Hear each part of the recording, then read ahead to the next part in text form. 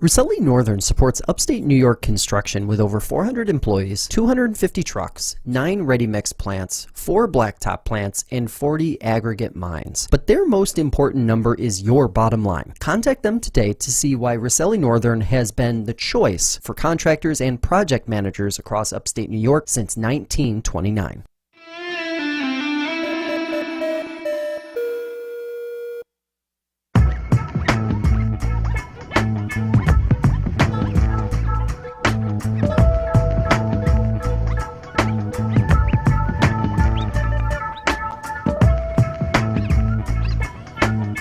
Everybody, welcome in to Fresh Takes with Russo and Felice. Paul Russo here, Nick Felice, our Felice portion of today's proceedings, as always, to my left. Nick, good to see you. It's nice we were able to enjoy basketball this weekend as fans, not as part of our jobs. First time kind of all year. You were at... I forget what it's called now, but you were at the Syracuse-Hobart game, too, on Saturday, and luckily you were inside for that one, in the press box anyway. I was told from people who were at the game it was a cold one, and a bit of a wet one as well, because apparently they didn't handle cleaning the bleachers out too well. I forget, too. I think it's called the Cross-Simmons Trophy game. Something like that, yeah. But yeah, it's that was a fun game. Always cool for Syracuse to come to Geneva. I think that's always makes it interesting. The tailgates were out in effect. A lot of people still showed up, even though it was cold, very cold weather. If I wasn't sitting in that press box, I don't know if I would have been there. That was cold. Yeah. But press box was nice and toasty. I enjoyed it. We did have a fire alarm. The fire alarm went off in the press box to start. Oh, really? Had to get out for a second, but it was 2 seconds. But yeah, that was fun. Kicked off. Well, it was in the middle of a great week of sports, and now we're kicking off another great week of sports. And of course, in great Fresh Takes tradition, breaking baseball news is occurring right now. Okay. Will Smith, the catcher for the Dodgers, and the Dodgers are agreed to a 10-year, $140 million extension. Wow. Wow. You tend to see that. You Sheesh. tend to see that a lot right before opening day. But for Will Smith, Yeah, I know. How much was the money again? 10 years, 140. They aren't afraid to spend I the mean, money. it's 14 a year, which I guess probably equates out for him, but like for a catcher? Yeah, 10 years. Wow. He's definitely not going to be playing Yeah. catcher at the end of that contract. No. I guarantee you that. But still going about how I'm doing. So let's not Sorry about let's that. not jump ahead. That's the breaking news. It's very important to know how I am doing. Yeah, tell us, Nick. Went to my first spring sport yesterday. Nice. What was it? Newark boys lacrosse. Okay. They're up 4-0 after one. Lost 7-5. 5 goals in the second, and 1 goal in the start the third. First minute they lost to East United / East Ridge. Yes, not sure how many schools are in there, but Oh, no, that's East Ridge and Rochester City United. Yeah. I know what you're talking about. Yeah. Anyway, yeah, went to that, so that was cool to get back out there. It was nice weather, decent weather for. Not as good as today. No, today's nice. It's gonna get a little not chilly, but it's gonna get a little bit cooler coming up. And that's your weather forecast. But We'll see everybody next week. and here's your 7-day forecast. But tomorrow's one of my favorite sporting days of the year. MLB opening day, and to have it on the same day as the start of the Sweet 16, which we have a great Sweet 16 talk about, it's great. Yeah. Tomorrow's a great day. I love that day. Yeah, perfect little lead-in because those are really our 2 main topics today. So let's start, though, with the Sweet 16. Obviously, through the first 2 rounds already. Had some headlines, but more than anything, it's kind of the main headline here, and I don't admittedly know why. It's a pretty chalky Sweet 16.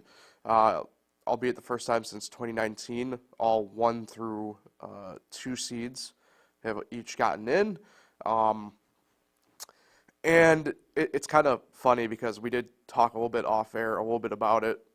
We did talk about it 2 weeks ago or last week, a little bit too as well, to a degree about like the expansion element of the tournament and stuff like that. But I think this year wouldn't have made too much of a difference. It's strange. I mean, I think the biggest headlines really through the weekend were probably obviously Oakland out of the Horizon League. Jack Goki. Right.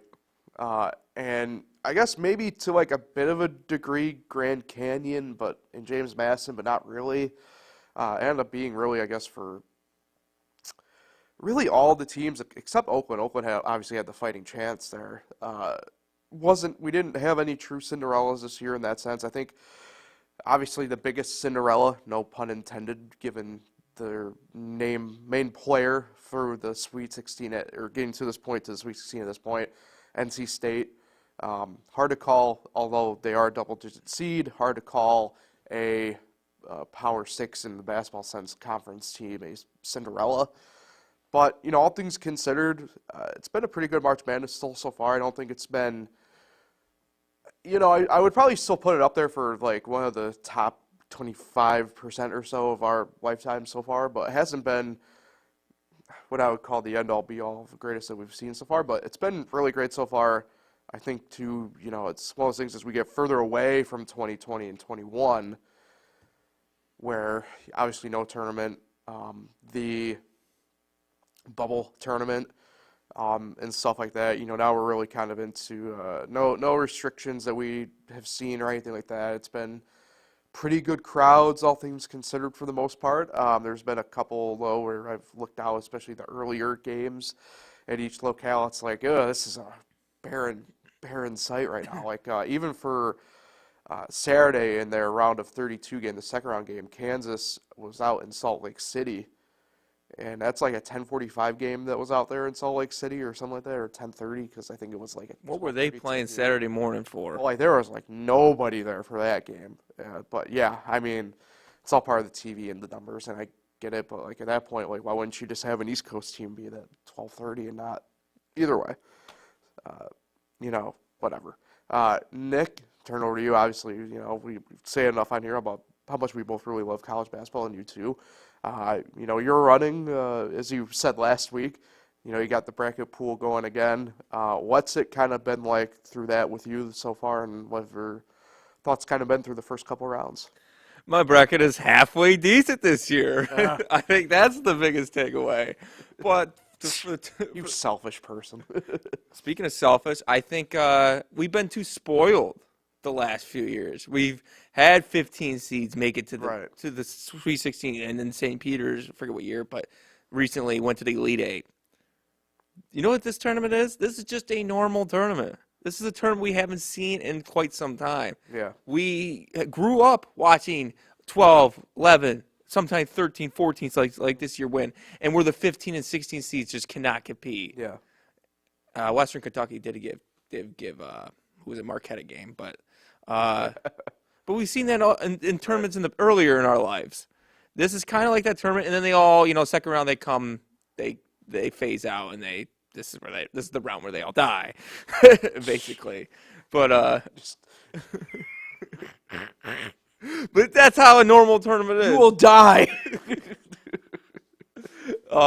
This is basically a normal tournament to me. I mean, the top seeds are winning. You got a couple 11 seeds in there. A couple, right? Or just NC State? NC State. Yeah, Oregon lost. Yeah. Right, Oregon lost. I did not. I had them in the Elite Eight, but and I think Jack Goki was a nice story. You always have to seem to have a nice story with some of those weaker mid-majors. Lower seed. How do we determine lower seed? I always think a lower seed is like 1, 2, but don't they say lower seed means the higher seed, the higher number? It's whatever. Yeah, I never. It's like golf. I never say that. It's like golf. But I think the biggest takeaway is the ACC and the Big East. Yeah. One, ACC had 5 teams. Big East had 3. All Big East are still in it. ACC, they lost Virginia the first day. We're not going to count that. But they have 4 teams. They have the most teams in the Sweet 16. And while the SEC, the Big 12, the Big 10 do not have as many as those 2 conferences, that had less teams. So I think that was a big takeaway. We've seen it before with these 2 conferences. UConn won it last year. The ACC had won it recently as well. Maybe not. Virginia. Virginia 2019. Wasn't that long ago. But so these are conferences I just don't get why they don't get the respect. That's really all I'm just saying. Well, I think this year the respect element for the ACC just comes down to the fact that it wasn't a great regular season for the conference. I think there was a lot of doubt. And I still have some doubts about kind of the team still in it. But either way. I do want to circle back, though, the one thing before we kind of continue on with the tournament talk. Virginia, kind of the eyesore of this group that you mentioned. I saw a metric last night. It kind of pulled, and we know where we stand. I'm more of a metric-y type guy and stuff like that, but... You're a geek. Well, out of these, 20 or so coaches of... I'm a geek, too. Of the past, 25 years, Nick, they had Tony Bennett ranked as the worst coach when it comes to expectation in the tournament. And it's kind of interesting to look at the graphic. Roy Williams was the top of the list. I think the max you could get was a 15.0.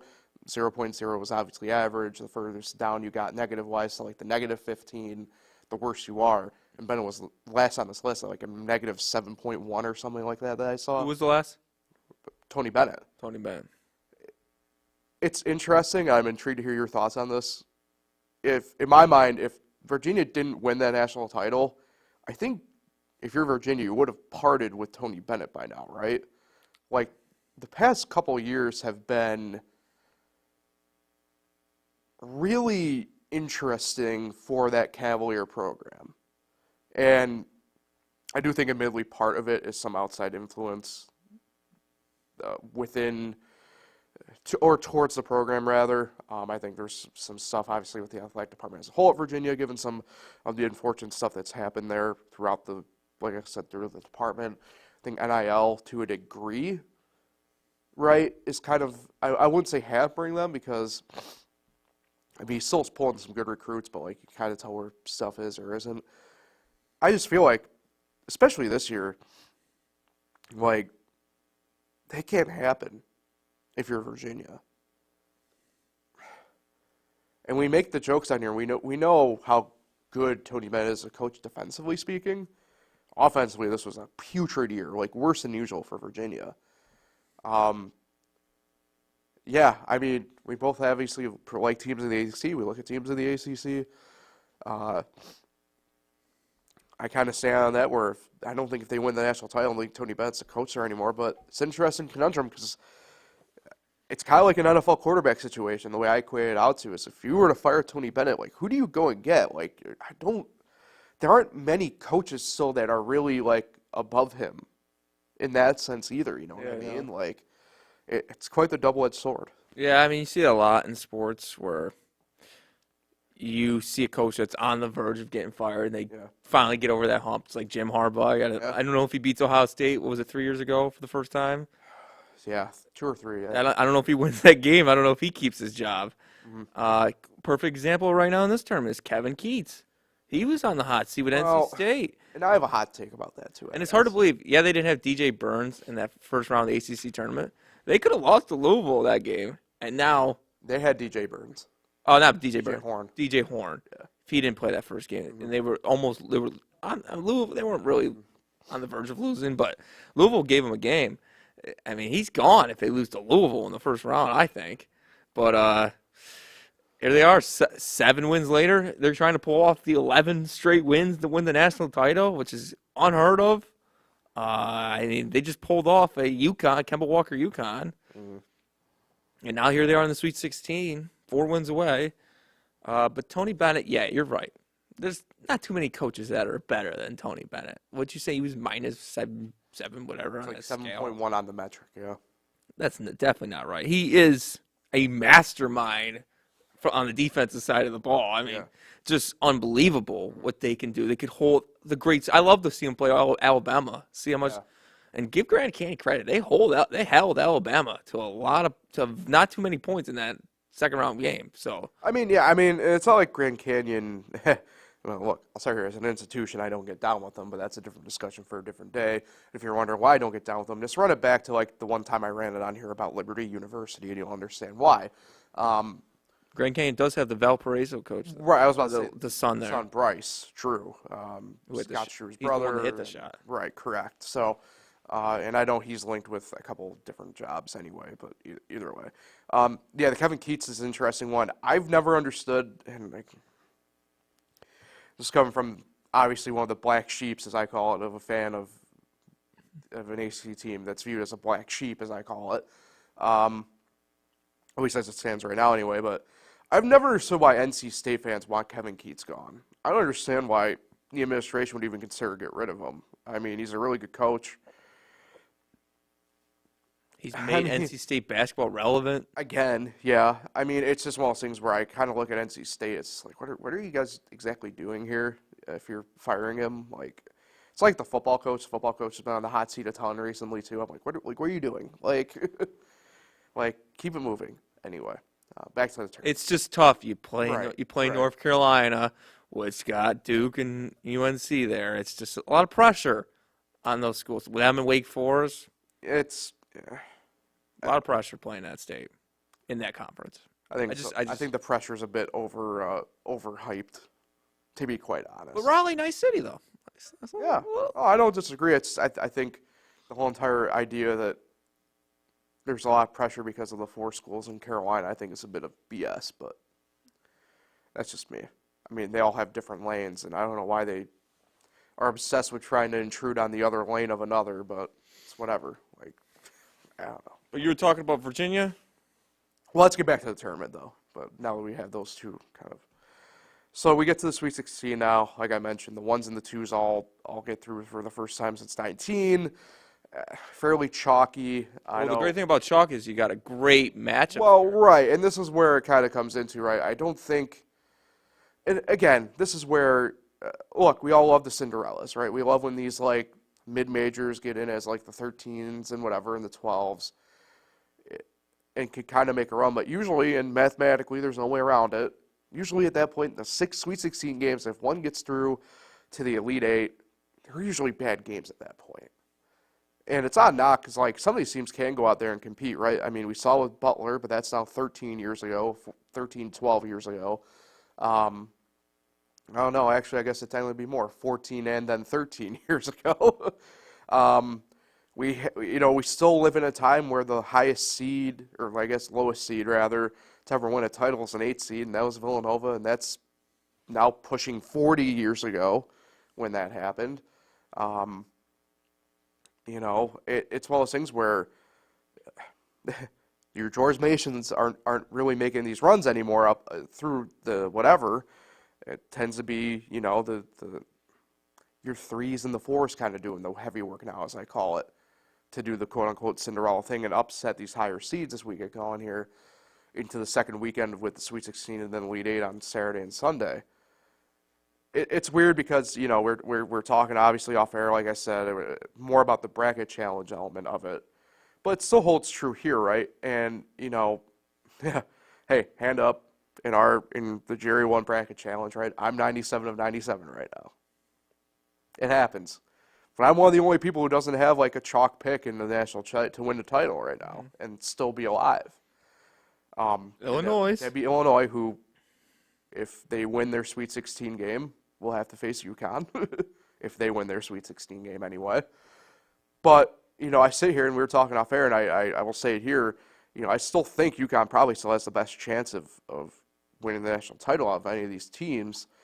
And it's not necessarily a knock on like some other teams here, right? I mean, we talked about the Big East, and I'm still pretty high on Marquette, all things considered. Not maybe so much Creighton at this point. There have been certain things throughout the season that I've kind of winced at with Creighton. You look at the ACC, UNC still with it, Duke, and obviously NC State.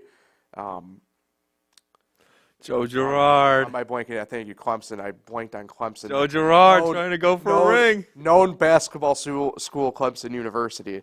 Right. I just UNC to me has the best shot, and even then I'm kind of hesitant on them a little bit.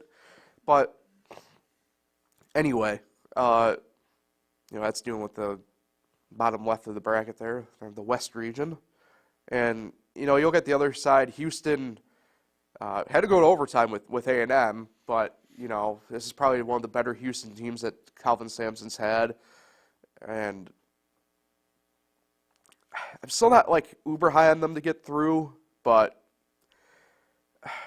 it's just one of those things where I think they might have the better of the shot, at least coming up from the right side anyway. Either way, what I'm getting at here is we have a lot of damn good teams here left, and I wouldn't be surprised if any one of them got knocked out by any of the others. But something about UConn still makes me feel like, in terms of like actual basketball on the floor. What game are you most looking forward to? Of the 8?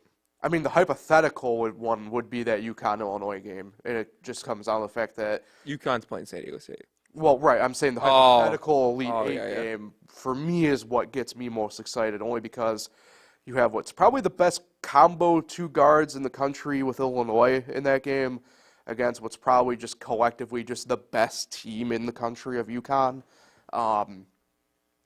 And to me, if there is a team that probably would be able to stop UConn, it probably would be Illinois because of the guard play, but I don't know. It's interesting, though, because when I was doing my bracket, I did have Tennessee as a possible team as well to kind of get going through to the tournament. I'm a big Dalton Connect guy. That's another great game. Yeah. It's interesting because, like, I think UConn can handle San Diego State pretty. I don't want to say pretty easily. Brian Dutcher's a really good coach, I think. And it might be justifiably fair, right? The Mountain West is getting a lot of crap right now.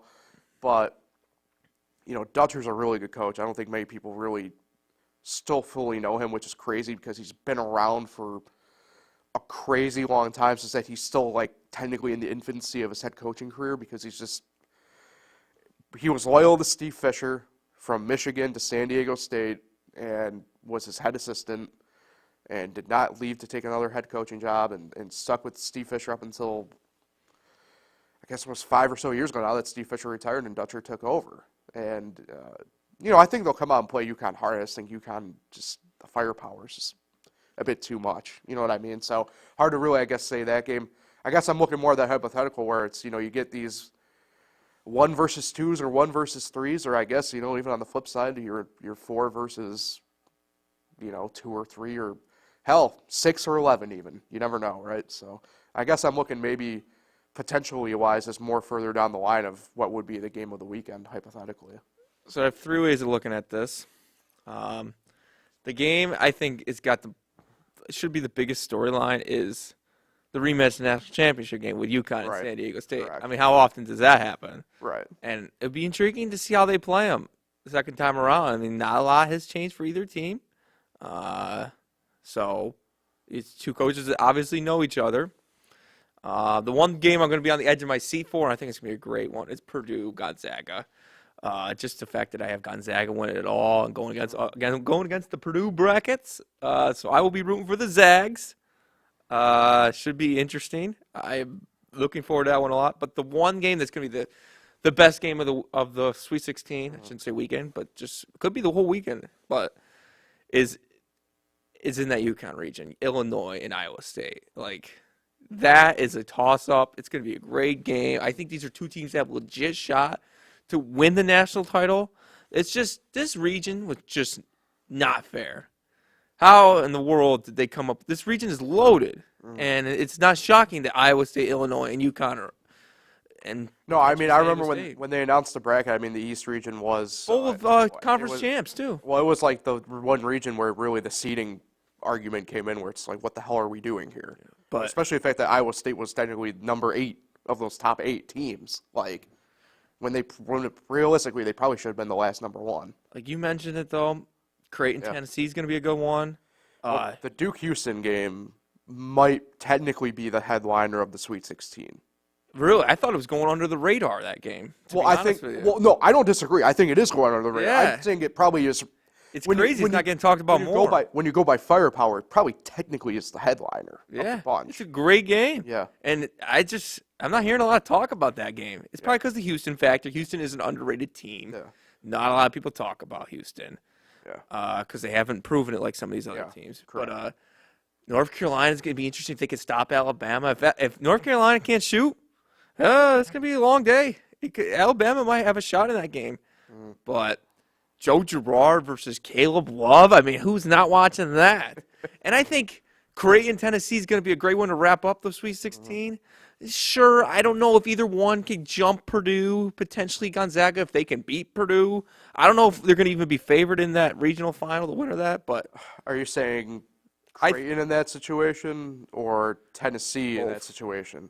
I think if So Gonzaga... I have a hot take about that then. I think if Tennessee plays Purdue, I think Tennessee gets favored. Really? I think that's the I one. don't know if anyone will... I think that's the one team Purdue really does not want to see right now. And I only say it because I think the speed element might kill them in that game. A lot of pressure on You know Purdue. what I mean? Well, yeah, I mean, and justifiably so, right? But, like, and I love Zach Edey, but, man, like, all it takes, and they got, this is where kind of that element, like, Gonzaga's going to put up a fight against them because Gonzaga's playing well right Gonzaga's now. quick, too. Like, and that's the thing, like, it kind of chuckle at some of these teams, and it's also been on, like, on the women's side as well, too. But, like, if you were just hyper-focused on one person game plan-wise, you can shut down a lot of these teams. Purdue mainly, obviously, depending on how you handle Zach Edey's the case. Because, I mean, like, look, Utah State had nobody for Zach Edey. Nobody. No. Couldn't stop him. Then, obviously, go deeper into the bag. Like, Grambling just didn't have nearly enough size anyway. Let alone, like, what Utah State had. But Grambling even would have been outsized by Utah State. So, you know, Gonzaga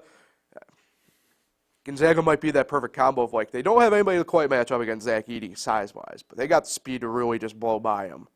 And that's the one thing I feel like Matt Painter's always kind of struggled with Zach Edey, is trying to figure out what to do with him when the other team's getting him exposed with his one weakness, which is speed, to be quite honest. You know. And then the one game I didn't mention was NC State Marquette's going to be. Yeah. I mean, it's probably the least popular game of the weekend of the Sweet 16, but it's still an 11 seed. I don't know about that.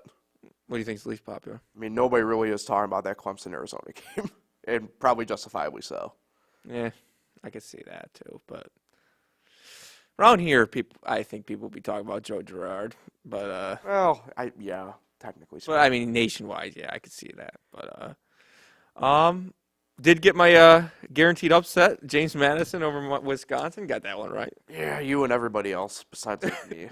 I'm rooting for Gonzaga to win it all because I picked them. But McNeese Pitt State, a lot of people are picking that one. That didn't come I close. can't believe people were picking. So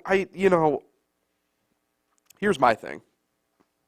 And again, I think a lot of this comes down to the fact that unless you're really watching, not even so much really watching some of these games, like, just look at the track record of Will Wade. Like, he can't coach himself out of a bag when the pressure's actually up. Like, that was his thing at LSU. We always talk about how great those LSU teams that he had, right? Remember, like, he was the coach for Ben Simmons and stuff like that. And that team that came out preseason number 1 and didn't even do anything all year. Yeah. Like, and cool. You were in the Southland Conference this year, which was a down year for the conference for the most part. Like, but like, I mean, come on. Like, if you legitimately thought that they were going to do anything, you were shot. Shot, I tell you. But if you want my picks, who's going to ahead. go to the Final Four? Sure. Am I just going to go off my bracket? I mean, I think you have to technically at this point. I'm going to go Iowa State, North Carolina, Gonzaga, and since my other region I was terrible in, I will go with. I think Houston will get there. As much as I would love to see NC State go into the Final Four. And to be fair, as bad as my bracket's been, I have all 4 of my Final Four teams still alive. Nice. That's why you projected so high. I'm riding with Illinois, Arizona, Marquette, and Tennessee still. You didn't take Houston. Okay, you went Marquette. I had, to be fair to Houston, I had them losing to Nebraska, who lost to A&M. So I was high on the Huskers, admittedly, going into this tournament. So you didn't. Actually, fun fact about Nebraska: they're the only Power 5 team to never win an NCAA tournament game. Nebraska, yeah, that's correct. Yeah. I think they're 0-9 now, but you didn't have 1 seed in your Final Four. I guess I didn't, did I? Are you? Yeah. Do you think it could happen? All 4 1 seeds go to the Final Four?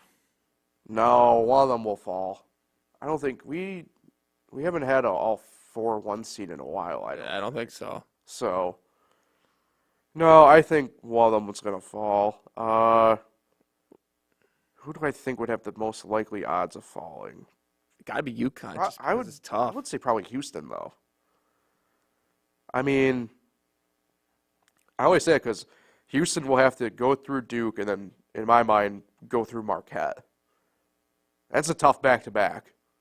That's a really tough back-to-back. I guess I mean, if you just go by just like the fact they'd have to do it 2 years in a row, I mean, yeah, UConn, I guess, would be tough. But Wouldn't Arizona, Caleb Love taking on UNC be interesting? Be kind of interesting. thank God I'm going to be out of state for that game. But, I mean, you said not Marquette. Tennessee, Purdue, and Arizona. They're some of the bigger chokers before the Final Four. Yeah. Can they get there? Any of them? Tennessee, Arizona, Yeah. Purdue. I mean, Marquette. Well, not No. Marquette. I'm not putting Marquette in there. They went to the Final Four not too long ago, right? Well, it's been a few years. Marquette, remember, got upset last year. Yeah. Didn't they go with Buzz Williams back in the day? Yeah. I thought so.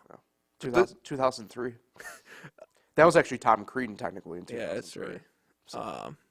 Syracuse beat them in Elite Eight, didn't they? Yeah. That's right. They made it to the Elite Eight. But also, Shaka Smart, has he even been to the Elite Eight since VCU? I don't think so. I don't even know if he's been to the Sweet 16 since VCU. I don't think so, yeah. Either way, so which one do I think out of Tennessee, Arizona, And Purdue. and Purdue?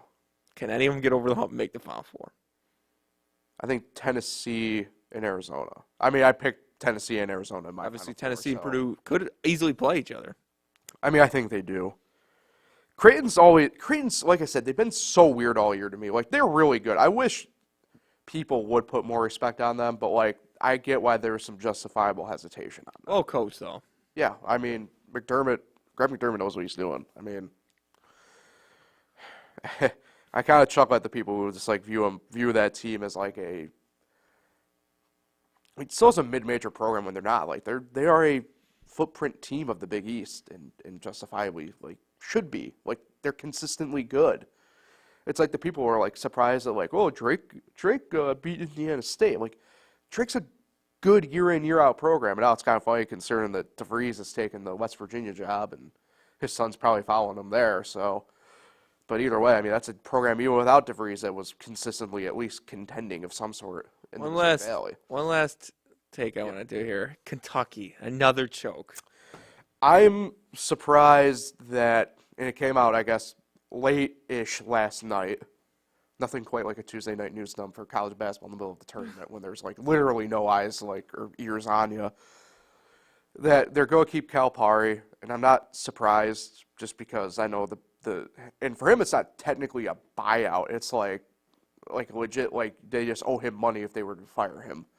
I'm not surprised. It still caught me a little bit off guard, though, because, like, it's been a while since they've done anything significant. Yeah, I know. Right? Now, they've been good year in and year out, but it's like kind of they fall into that Virginia category for me where it's like, Jesus, like, how are they, especially for a team like Kentucky that is a blue blood program that, like, how do you just live year in and year out like that now? I know. And they're not. I still think Cal's a hell of a head coach. I don't know. It's kind of like the Alabama thing. Did NIL just sneak up on them so much that, like, caught them off guard? Like what the hell happened? Because, like, he can't even go back on the thing where it's like, I'd get you prepped for the NBA, and they can't. Like, he doesn't even really have that anymore. No. It's been a few years since Kentucky really had a true blue, like, NBA, I guess, prospects really come out. Like, it's probably been since that, like, that De'Aaron Fox, Bam Adebayo team, really, I guess.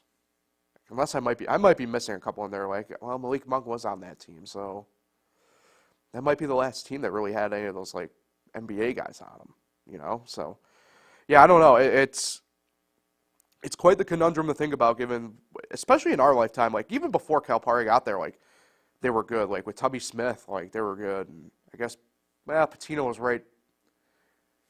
I guess technically our lifetimes, but we were, like 3-2, so I don't know how much that really counts. But like they were really good. Like, so I don't know. This is probably the worst they've been in our lifetime, and it's really weird to say, given the fact that like they're still well above 500 and they're still making tournaments and everything. It's just that the end result's not been good. Yeah. It's almost getting like predictable. Yeah, They're gonna lose. Yeah. It's a lot like the Duke thing right now for me. Like it's kind of funny. Like, excuse me.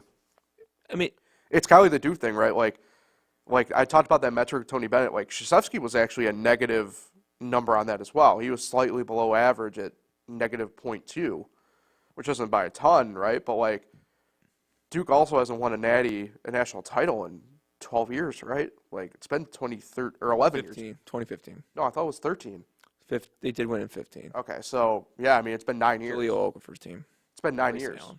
Like, like, and even then, like in that little stretch in between 15 and the one before, like we were always showing about how like okay they're gonna lose in the second or first round to who this year? Yeah, you're thinking of Justifiably so. You're thinking of the Butler one. Yeah. Okay. But justifiably so, right? Because like they get smoked by this Lehigh team. It's like where the hell did they kind of come from? And that was at the time that was really at the time before like you could really watch some of these teams year in and year out before like ESPN Plus and stuff like that, right? Yeah. So yeah, they're in that category now of just like for me anyway. It's like you're gonna have to prove it again. Like you're gonna have to. 2015, they beat Wisconsin in the title game. That's right. Frank Kaminsky, Frank Sam the Tank, Decker. Sam Decker, Sauce Castillo. Sam Decker, who's married to Kevin Harlan's daughter. You know who Frank Kaminsky's married to? Yeah, Ashley Brewer. It's wild. Yeah, good for him. She's like over there now, overseas where he's playing. She's like over there. She doesn't work for ESPN anymore, so. Yeah, she was one of the cuts. Yeah. But no, should be a good, exciting weekend coming up, and just shout out Iowa, room for Iowa girls. God, I'm not. Women, I got Stanford winning it all. I went with a little bit of a dark horse, even though they're not really a dark horse. Syracuse had a good run. I'm so over UConn. That's a former national championship game too. You want to know what? I'm going with a solo Cameron hot take here for UConn. UConn women's overrated. I'm sick of UConn. I'm sick of Gino Auriemma. Fire him into the sun. Okay? I'm so over UConn with everything. And I'm so over Iowa too at the same time. Whoa. I'm so over Iowa. Go Notre Dame. Go South Carolina or Stanford. I've said what I said. I'm staking my flag into the ground. But Notre Dame, that Hidalgo's really good. She didn't get first team though. That pissed me off. I saw that. Really, I didn't see that. That girl for Syracuse is good though too. Daisha? Or are you talking about Georgia? Number 2. So Daisha. Yeah. Senior. Daisha Fair, yeah. Georgia Woolley next year. I'm telling you. Look out. So former national championship game, that UConn Syracuse game. But 8 years ago. They had a nice little run there. Yeah. But all right, let's get to the final I guess main topic. Opening day tomorrow. Nick, you kind of mentioned it a little bit of one of our favorite days around here, obviously. Optimistic. Looking forward to having many hot dogs tomorrow and stuff like that. But, yeah, we did our full baseball preview, so I'm not going to really get into too much, I guess, about stuff like that. We did that last week. Get Jordan Montgomery signed yesterday. Yeah, we had Montgomery 1 year, $25 million with the Diamondbacks. I didn't see that. I thought for sure he was going to sign an East Coast team. No, see, the way things were going, I'm not surprised he's where he is. I mean, it sounded like him and the Yankees were pretty far apart. Him and the Red Sox were pretty far apart. 1 year, $25 million, though, is a lot, but I think it says a lot about that potential injury to Rodriguez. So, but when they get him back, Diamondbacks got a nice little rotation. Yeah, it's interesting. There's going to be an odd man out situation for them, though. Potentially. Don't know how, but potentially. Who's out? Taff, whatever his name. Faff, what's his name? Well, you have Fath. Yeah, he's going to be in it. I mean, Kelly and Gallon, and then the other two. Right, but you have Ryan. Henry. Yeah, him or Fath is probably the odd man out, I would imagine. Barring some sort of. I don't know how you could take Fath out. No, he's been killing it. Especially after the postseason he had last year. I guess really Well, how long's Rodriguez out for? I don't know. I didn't see any official timetable on that. So it's like we'll see when the time gets here. Right. We'll see how. Right. See We do have one game postponed already, I saw, because of weather. tomorrow. Brewers and Mets. Brewers, Mets. Doubleheader on Isn't that Friday, though. Isn't that the 1:00 game? Yeah. Doubleheader Friday, though. So we don't get a game till 3 or 4, whatever it is. No, I think there still is like one other at 1. I don't think so, man. All right. I'll let you look it up, but I always love opening day. I like that they Start of spring, right? You know, it's kind of like you get through the winter. I think I've mentioned this before. Yeah. I do like when all the teams are playing on the same day, but we got 2 postpones. Braves Phillies is postponed as well. But I liked when they gave us the national champ, the defending champ, the night before. It was Yeah. a nice little tease before the next day. But first game tomorrow is at 3:00 now, and there's only one at 3. It's Angels Orioles. And, well, if those other games are getting postponed, then they have a pretty good likelihood Yeah, Orioles. as well.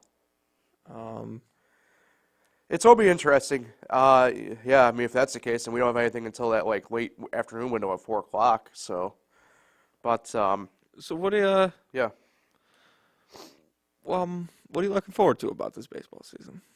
well, I kind of talked about it last week a little bit, right? Just I think continuation of what the rules kind of started last year, and we had to see now year 2 of that, which to me is going to be really exciting. Hopefully, I can't imagine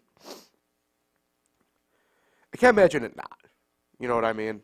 I don't. It's going to be interesting. You know, the wind today, the pressure in the building's been nuts. Yeah, it's like are we inside? Yeah. But yeah, you know, I don't know if we'll see like a 40 and 70 season again like Acuna. I think everybody adapts, right? And you see, but I'm excited to see, okay, will be that next guy to kind of rise up a little bit and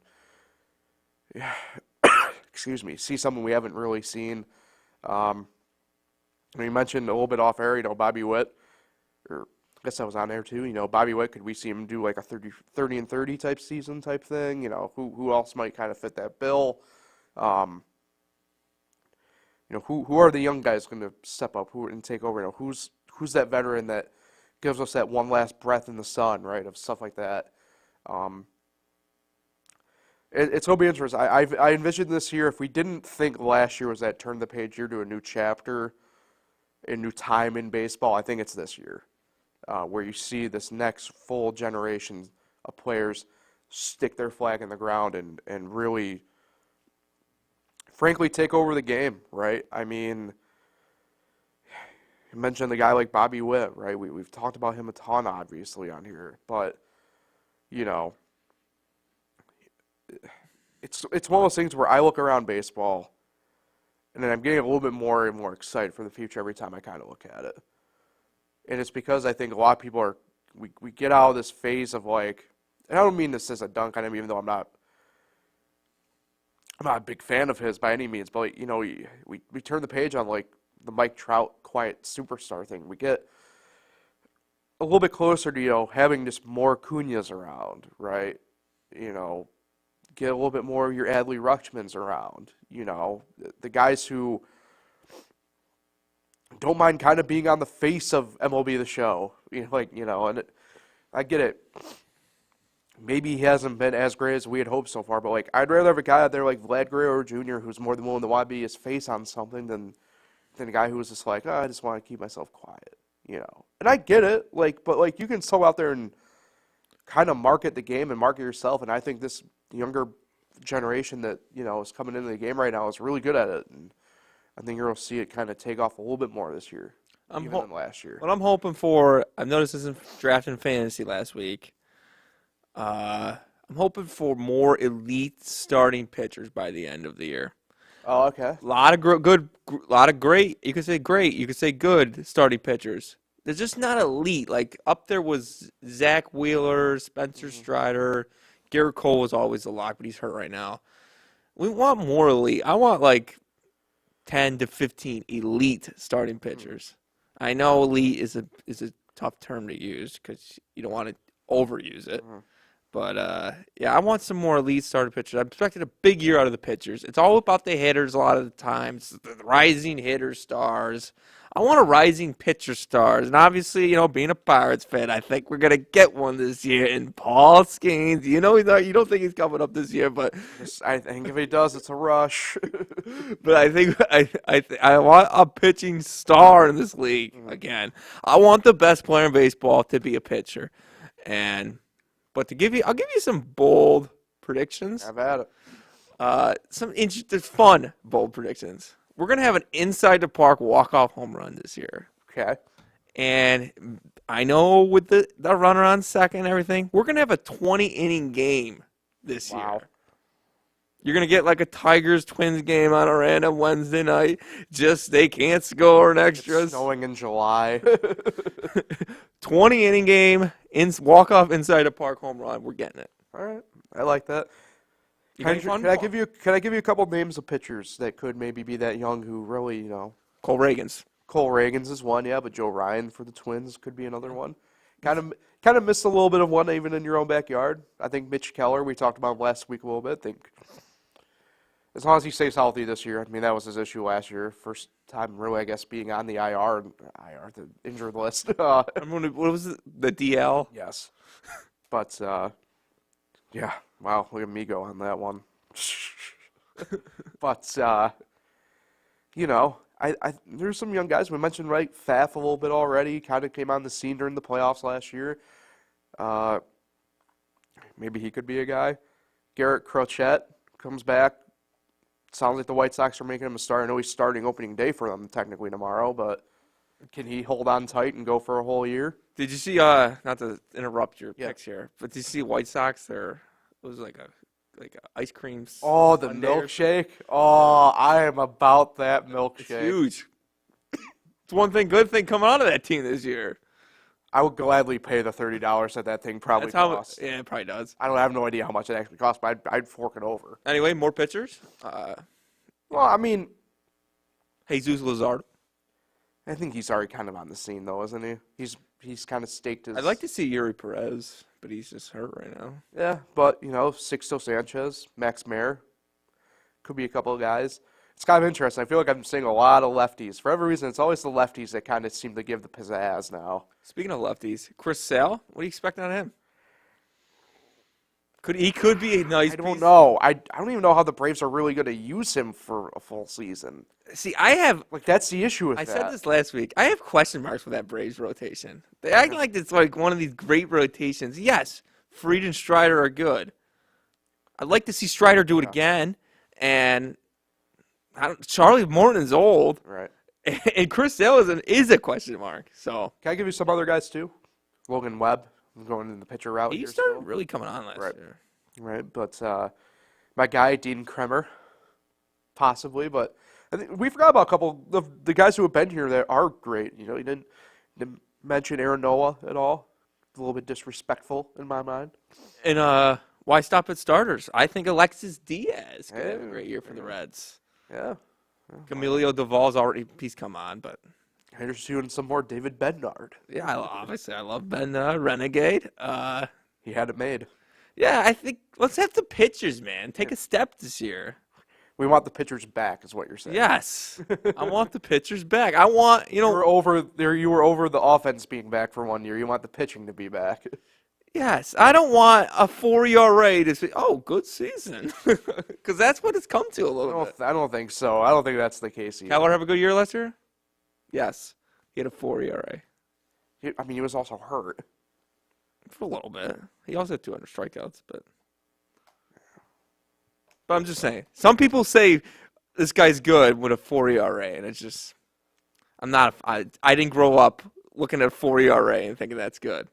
But strikeouts? There were a lot more 4 ERAs when we were growing up than there are now. You think so? Absolutely. Reality. There's definitely more 4 ERAs. All I'm saying is I think there were more Omar Dahls running around back in the day than there are now.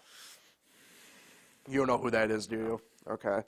There are a lot more Josh Foggs running around than there are now. MVP Baseball 2005, Josh Shout out. But Who yeah. will be the next Solomon Torres? Carlos Rondon, opening day starter. I mean, they had to. No, he's not. I get him mixed up. How dare you confuse Nestor Cortez? I had Nestor Cortez in my head, but I said Carlos Rondon. They're two very different people. But they're both lefties. Are you saying all lefties are the same? Is that what you and Nick Felice are going on the record of saying right now? All lefties are the Not same. that Rogers guy who throws like from his shoes. Was it Taylor Rogers? Relief pitcher for the Giants. He has a twin brother. Yeah, but his twin brother's the one who submarines, who's the righty. Yeah, that's the one I'm thinking. Taylor's the lefty. Oh, that's right. He's the righty. They're weird. But You're the weird one right now. yeah, I was thinking of Nestor Cortez, but I said Carlos. But yeah, Nestor Cortez opening day. I mean, they had to. Yeah. They had to. I was here for the anarchy of Marcus Stroman. It will be interesting to see how he pitches in that I think he Yankees does game. great. You think he does great? Yeah. Your brother's nervous about him, isn't he? I think I remember I saying. wouldn't be surprised. Yeah, I think he does great too. But they gotta hit. They're gonna hit for him. It'll be fun. It will be fine. It will be fun. Baseball's fun. It is until you go for 4 for Nick, that's four not straight. the attitude we want right now, brother. MVP. Nate McLeod makes a return, wins MVP. Him and Travis Snyder. There's your two and John Jaso. Hey, he went on a boat and he didn't come back. He That's not accurate. That's what he said. He's going to go on off his retirement. He's going to go on some boat. You'll never see him again. We need to do. Have you seen him again? We need to bring back the ABC game. Oh, the ABC. I'm thinking of one right now for a day. Oh yeah, that game. Go ahead, take a stab at it. Adam Lynn. No, Adam Duvall. no, Adam Wainwright. it's a former pitcher. Although he still pitches technically in the Atlantic League. I don't know. Sorry, we're looking for Al Albuquerque. Ah. Well, enjoy the Those were the bus rides for us back in the day, by the way, people, for baseball. So inside joke right there. yeah. Mike Wood would know. Andrew Lucchesi. Anybody on the Miners Academy buses? No, that's not true. No. That's not true. There's only a few of us that actually liked it. Yeah, but everybody knew the game. Yeah, everyone knew the game. Because freaking people would try and stump me on half of them, and I would just bust out like something. Hey, and people it would made go, those rides, especially that ride to Wayne. It made it go a lot faster. Sheesh. It was more the ride back, but yeah. I don't know. Either way. So that pretty much does it. I'm going to Richmond this weekend. That's right. How about it? For the races? I be see William fun. Byron won another road course. Yeah. First repeat winner this year in the Cup schedule. So, He's good. yeah. About time. I don't mean it in that sense. I think it's I like his crew chief. me though. being the former, first favorite driver, being the driver of the 24, and I'm just happy to see that the driver of this 24 is living up to the hype. Yeah, he's good. Yeah. That's a shot at Chase Elliott I just did, by the way. I like Chase, but yeah, he did not do well in that 24. I don't know if it's fair to have the discussion about Chase Elliott right now, but I think if we get to the end of the year and nothing's changed, it might be time to start having a discussion. You know what I mean? Anyway, we're getting off topic. Looking forward to it, yeah. My Friday night's a bit up in the air. We might do the modified race at Richmond. We might go to the VCU baseball game. They're home this weekend. I think they play Bonaventure, actually, this weekend, so that would be pretty interesting. A little 8-10 baseball action. Nice. So, yeah, Xfinity race Saturday. Cup on Sunday on Easter. Broke my mom's heart when I said that I was not going to be in town for Easter, so. Ooh. I went Yeah. 2 years in a row without being in town for Easter. Was in senior year of high school, went down to Florida and played baseball. Then the next year I went to Pittsburgh for opening series. Yeah, so. Never been to opening day, but I went to the second and third game of the season. That's a little bit different. You're still with family, though, for those two, so. Yeah. Either way. But yeah, looking forward to it. Going to be fun. Night race as well, Sunday night, so look forward to that. Call my shot here. I think Martin Truex Jr. gets the win on Sunday, so go ahead, run to the betting tables, everybody. Lock in Martin Truex Jr. Nice. I love Good Friday. That was the day I was born on. Not this year. I can't wait to wish you a happy birthday by like 3 weeks this Friday, because you said it. Oh, my birthday ends on the Masters. And I share a birthday with my mom, who's a big Tiger Woods fan. Last time it ended on the Masters, I was eating in Captain Jack's, which I think just got sold. Really? Sodas. Huh. New owners or something. Huh. But anyway, I was at Captain Jack's because they. Right. Let me get a story. They have a deal. Right. If it's your birthday, you get how many wings, how old you are, free. And so we were there for my birthday. Last time we were there, the Masters was going on. It was earlier because of the rain that was coming in later. And Tiger Woods won that year, 2019. Oh, the last year before the panorama. It was. So, all right. We've rambled and ambled on enough. So let's get out here. Nick, who are you shouting out? It's opening day. Today. It's opening day. It's a good feeling day. Yeah. Or tomorrow. But correction on my shout out last week. I said Jaron Johnson's birthday was Tuesday. It was actually the Monday before. First Either time way. First time we've ever had a correction shout out. So happy belated birthday, Jaron. But for this week, shout out my friend Josh. I think I shout him out every year. His birthday is on Easter on Sunday, the 31st. Wow, I can't believe you guys are only born 2 days apart. Yeah. We're just going to say he's 29 this year. Yeah. Because I believe it is the big 3-0. But he'll be 29 for the rest of his life. So happy birthday, Josh. Attaboy, Nick. Josh, obviously, is defending his fantasy baseball title. And he's second in our tournament challenge right now. Also, shout out Samantha Felice, my sister, out of nowhere, tied for third in the tournament challenge. Maybe this is... I mean, she lives in the triangle. She knows her college hoops now. She probably knows nothing about college basketball, but here she is. She knows a little bit. She has season tickets for NC State, Duke, and UNC. Well, she lives in Raleigh. She had NC State right in the Sweet 16. Has North Carolina win it all? So we'll see. Yeah, and she's close enough to the Campbell fighting Campbells. She knows her college hoops. Come on now. And Greensboro. Exactly. Greensboro Grasshoppers. UNCG, baby. And UNCW. I mean, they're right a hop, skip, and a jump across 95, you know? So shout out Samantha and Josh. Shout out to everybody. Yeah. So, Nick, appreciate you. See you next week when you definitely won't have a birthday either again. So hopefully the Pirates will be 5-0 next time I see you. How about it? All right. So when we see you, it'll be next Wednesday. Like, share, subscribe, all the fun stuff. And enjoy the weekend, everybody. Happy Easter. See what I did there? Happy Easter. All right. So we'll get out here on that. Get him out of here. Sad pun.